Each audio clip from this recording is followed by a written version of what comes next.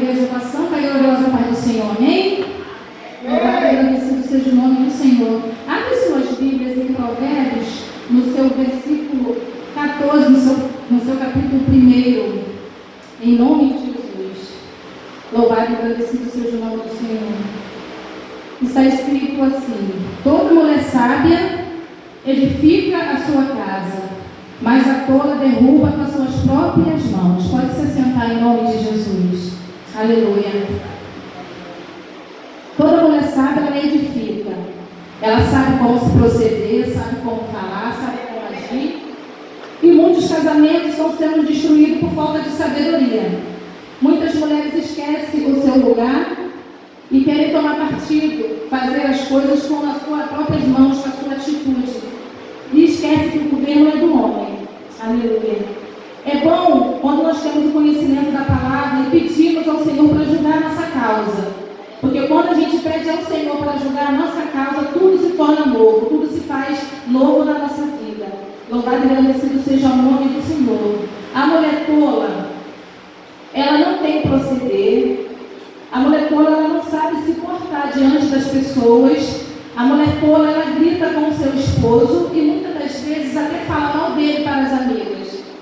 E isso implica muito, porque quem está de fora está vendo. E muitos homens que amam as suas esposas, são homens de Deus, são homens fervorosos na presença do Senhor, mas estão ali com as suas esposas atribuladas, suas esposas às vezes cometem gafes, que as pessoas veem de fora e veem, meu Deus, aquele homem é um pastor, e a esposa dele como é que é? E nós, pela honra e glória do Senhor, somos sal da terra, somos separadas, nós somos mulheres vitoriosas, somos grandiosas na presença do Senhor, somos escolhidas para estar aqui nessa manhã de consagração. E a mulher virtuosa, ela tem várias coisas boas. Ela tem sabedoria espiritual, ela sabe se proceder, ela fala com entendimento com seu esposo, ela sabe se vestir, porque muitas pessoas falam que roupa não salva. Roupa não salva mesmo não, mas quem é salvo sabe se vestir.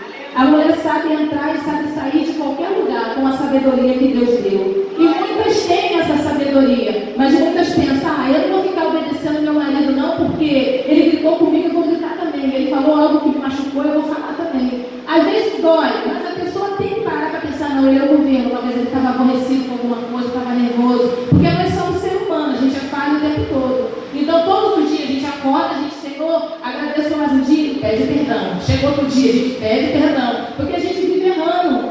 É santo, só existe um que é Jesus. E Ele é santo, Ele pode nos ajudar, pode nos fortalecer, porque na palavra do Senhor, aqui em 1 Pedro, no seu versículo 3, capítulo 7, está escrito que nós somos o vaso mais frágil. Somos o vaso mais frágil, sim. Mas o que Deus deu para nós, não deu para o homem.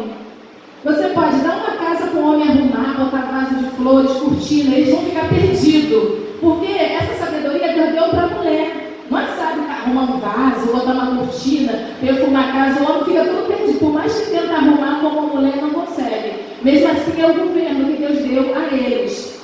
Nós temos que ser submissas. Se quer viver dentro da palavra, nós temos que aprender que casamento é uma balança. Tudo tem sua medida. A mulher sempre tem que ser submissa ao esposo. Não ser capacho, né? Que muitas pensam, mas eu tenho que obedecer em tudo. Sim, dentro da palavra, a gente temos que obedecer para que a nossa casa tenha a presença do Espírito Santo. Porque o Senhor não faz a obra pela metade. Se o pastor Josias é um pastor, como vocês sabem, que ele é um verdadeiro homem de Deus, e eu sou uma mulher atribulada, o Espírito Santo não vai habitar por completo no nosso lar. A minha oração não vai subir ao céu, nem a dele. Então tem que ter uma concordância em tudo.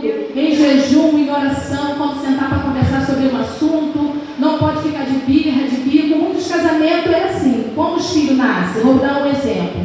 Filho nasceu. O pai transfere aquele amor todo que tinha pela esposa para o filho.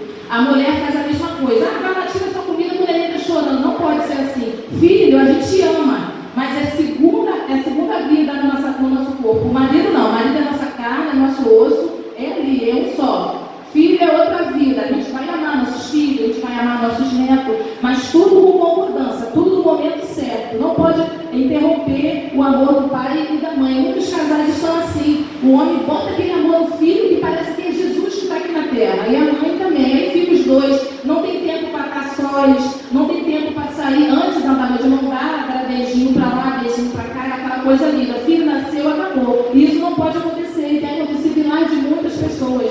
Como vocês sabem, eu trabalho com cabelo, eu sou implantista, e tem clientes de minha que comentam até sobre o corpo delas, porque quando a gente tem filho, tudo muda. Aquela chique lá da novela, não, né? Continua com o corpo sarado, porque tem condição de fazer uma parte, uma coisa, a gente não. E muitos maridos botam culpa na mulher, porque elas estão mais cheinhas, estão mais assim, mas não é, ela não fez os filhos sozinha. Então tem que ter uma concordância. Se você está fofinha, caminha os dois juntos, faz uma dieta os dois juntos, para não ficar aquela coisa, porque a mulher sente quando o seu corpo está mudado. Então não é necessário os maridos estar reparando o corpo. Fala coisa boa, por mais que ela seja fofinha, tá elegante, não, fala assim, para poder dar um ânimo para a mulher, porque a mulher nesse ponto aí é muito frágil, matéria de cabelo, porque nós mulheres somos assim. Então, eu tenho certeza que todas assim, vaidosas, gostam de se arrumar, gostam de se sentir bem. Aí se tem alguém que fala que você não está bem, que você está assim, por mais que a gente tenha aquele sorrisinho, fica com aquela coisa assim no nosso coração. Então os maridos têm que usar de sabedoria com as mulheres e as mulheres têm que submissão ao seu esposo para que o casamento siga em frente, como a nossa irmã Berenice estava contando aqui do esposo dela.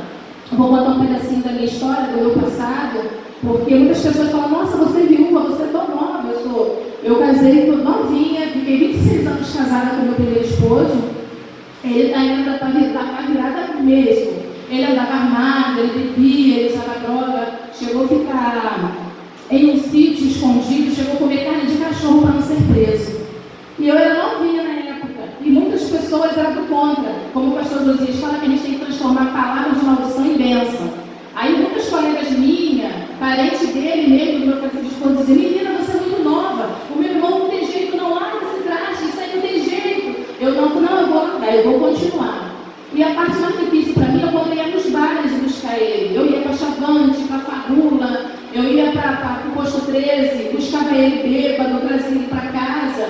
E eu sentia muita dor no corpo, porque eu era muito magrinha. E quando a gente carregar pessoas bêbadas, é muito peso. E eu dava banho nele, dava comida na boca dele, eu botava ele para dormir. Então, se eu desse um espirro, meu corpo todo doía. Mas mesmo eu não era crente na época, mas mesmo eu não sendo crente, eu tinha a sabedoria dos meus pais, porque a minha mãe e meu pai eram exemplo para mim. Porque eu via minha mãe como minha mãe tratava meu pai, e eu dizia, como uma criança, se um dia eu casar, eu vou fazer igual minha mãe faz com meu pai. Meu pai largava de serviço 5 horas da tarde, às vezes chegava 8. Aí ficava olhando para ver o que minha mãe ia fazer, minha mãe corria, na época aquelas casinhas de madeira, assim, né? Como é que é o nome daquelas casinhas? Estuque, isso! Aí tinha umas cerquinhas assim, de arame, minha mãe botava as roupinhas da gente ali, e eu pensava que dessa vez minha mãe ia capaz de brigar com meu pai. Minha que nada, minha mãe dava um abraço assim, bem forte, pegava as bolsas da mão dele, e eu achava aquilo lindo. Eu falei, gente, eu quero isso pra mim. E quando eu casei, minha esposa era da virada, mas eu tratava sempre para ter ele assim, porque por mais que ele era um cachaceiro, o governo é dele, ele é o homem da casa. E mesmo ele com toda a bebida, a gente nunca brigando, eu só ficava triste por buscar ele nos bar, porque a gente, por mais que a gente não queira, dá uma certa vergonha do outro ver você carregando. Aí as meninas falavam, nossa, você é muito corajosa, afinal, eu estou carregando o meu marido. E eu levava ele para casa, dava banho, e isso foi se passando anos. E uma certa vez, uma colega minha me chamou para poder ir numa igreja, a igreja Luz do Mundo ali na área branca, perto do Sumel. Ela me disse, Ana, vamos ali comigo, porque tem esse senhorzinho ali que é uma bênção. E eu fui com ela. E quando eu cheguei lá, eu vi a diferença daquele pastor de todas as igrejas, porque eu era do mundo, mas quando me convidavam para ir, eu ia. E eu ficava prestando atenção na palavra, mas de todos os pastores que eu vi, igual esse pastor, eu nunca vi, que ele era ousado, tipo o pastor Josias, ele tinha boca, porque tem uns que falavam inimigo, o cão, parecia que tinha medo de falar o nome de um diabo, o nome de Satanás. E ele falava, minha filha, esse negócio de depressão, isso é espiritual, isso é demônio. E ele falava assim, aquilo me chamou a atenção. Aí eu falei, eu vou perguntar um dia do culto que esse homem vai estar aqui. Eu não falava nem pastor, eu falava desse homem. Oh Jesus, louvado seja o teu nome. E eu cheguei na portaria, depois que ele orou pela minha colega, e eu pedi o dia dos cultos dele e eu fui. E ele estava pregando no Provérbios 14 no dia que eu fui. A igreja estava lotada, eu sentei lá atrás. E ele começou a falar, a ministrar a palavra, e como se tivesse só eu e o Espírito Santo ali. E ele falava, se teu marido é um drogado, é um viciado, o governo é dele. Opa, isso é verdade. Eu fui sentindo, vinha como uma flecha no meu coração, e aquilo foi me dando ânimo. A palavra começou a trabalhar no meu coração desde aquele primeiro dia que eu entrei na igreja. Aí eu comprei uma Bíblia e comecei a estudar ali, eu não entendia, aí eu orava do meu jeito, porque eu não sabia nem comer sei que da penúltima vez que eu estava no propósito pelo meu esposo, ele passou mal, ele caiu no chão do banheiro, os olhos dele começou a virar, eu pensei que ele estava morrendo. Aí nosso filho era pequeno na época, começou a chorar, e com meus parentes do quintal não ouvi, eu tampei a boquinha dele e não chora não, Deus está libertando seu pai. Eu sem conhecimento nenhum, mas eu tinha minha fé. Falei, o Espírito Santo está visitando a nossa casa, Deus está libertando seu pai. E daquele dia por diante, teve uma vez que ele acordou, ficou sentado na porta, e ele disse para mim, filha, você não quer se separar não? Eu estou fazendo você e os carros sofrem muito. Eu falei, não, casamento para mim é para toda a vida. A gente vai vencer, a gente vai sair dessa. Aí ele, não, filha, eu estou te dando muito trabalho. Eu falei, não, eu tirava o sapato dele, lavava os pés dele, cuidava dele como se fosse um bebê. Eu amava fazer o que minha mãe fazia com meu pai, eu amava fazer com ele. Aí quando chegou um certo momento, ele chorava muito. Eu sabia que Deus estava trabalhando na vida dele. Ele falou para mim assim, filha, eu não quero mais isso na minha vida, eu preciso da ajuda de Deus e da sua ajuda. Aí Deus agiu mais rápido ainda, porque foi 12 anos de luta. Porque não adianta você estar lutando por uma pessoa se aquela pessoa não tem o querer de ser liberta. E o Espírito Santo foi tocando, trabalhando, me pedindo, eu ficava, Senhor, eu quero conhecer o Senhor com toda intimidade, como aquele velhinho lá da igreja tem. Eu falava assim, porque eu não sabia como falar, né? Na época, eu era bem novinha.